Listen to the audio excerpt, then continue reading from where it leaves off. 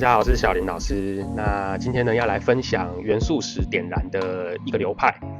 那我们这一次要用的是瓦尔女王调的那把长杖。那这把长杖叫做阿兹里的统御。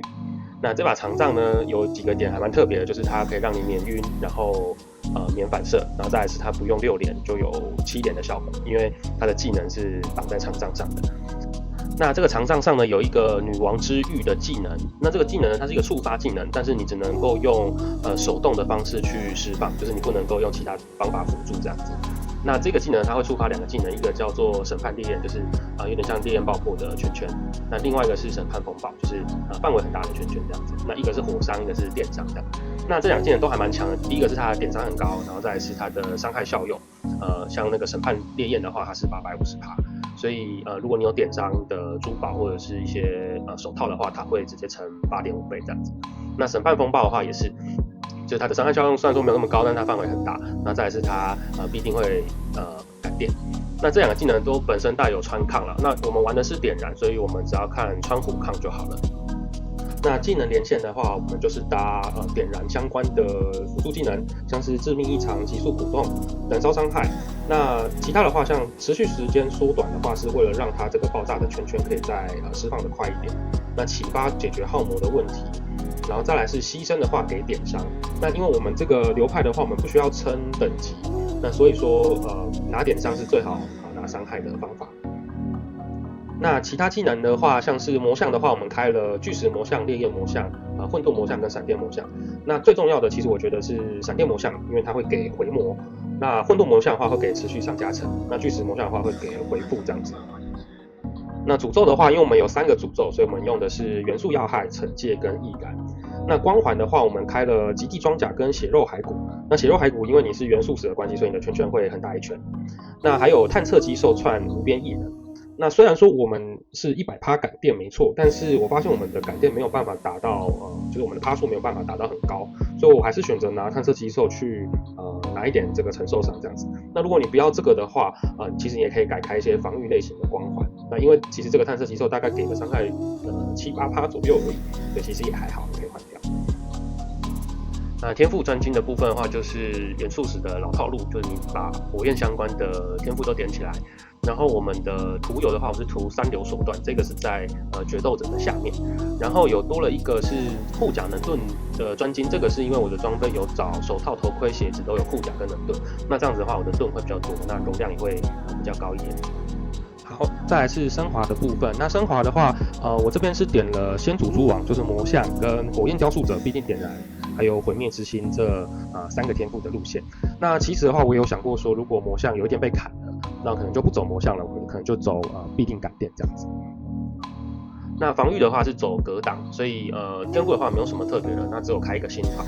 那后续的话可能会把格挡的部分拿掉，或是血量部分拿掉，然后拿去走偏右边一点血盾融合的天赋这样子。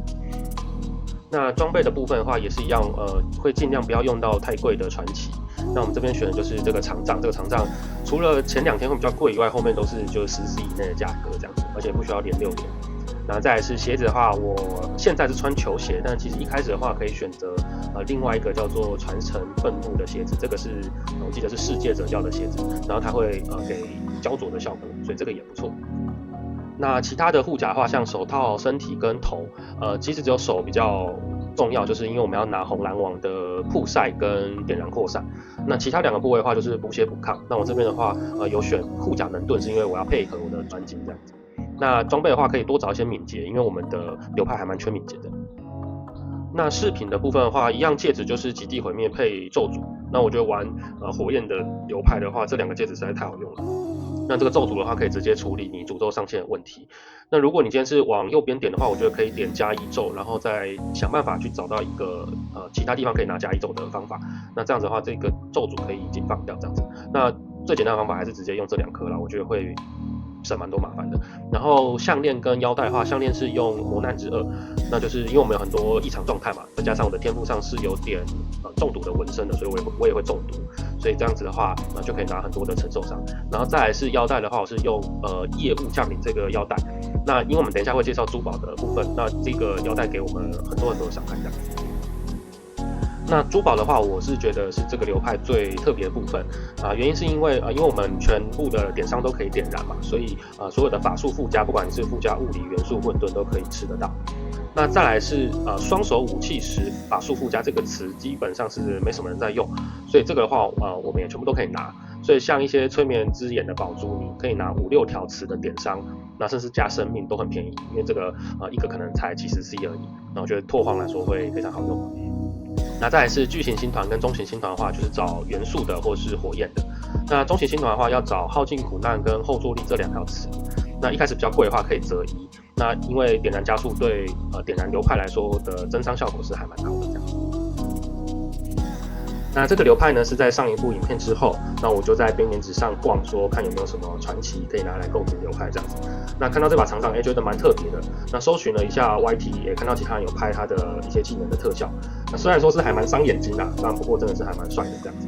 那刚好这把长杖在上一季就是 3.27 的时候有做一些 buff， 就它有加强它的这个穿抗的效果跟这个点燃的效果这样子。那我就觉得这个说不定有开发的潜能。那在忍者网上的话，大部分大家是用这个破坏者来玩啦。那主要还是因为这一季有这个必定暴击的腰带，就是那个钻石神殿的腰带的缘故。那我自己是觉得下一季的话，可能这个东西就会被削弱半，就是它会变得很难取得，所以就想说，那我们用点燃来玩玩看。那我觉得效果也还不错，所以就分享给大家。那这个造价其实也不会很贵，就撇除掉这些传奇的这个戒指，其实也都可以用黄装戒指在拓荒的时候替代。那一些传奇的话，也可以等到它便宜一点，变成 C 价的时候再购入，那也是1个礼拜内的事情这样子。那就分享给大家，那谢谢大家，谢谢。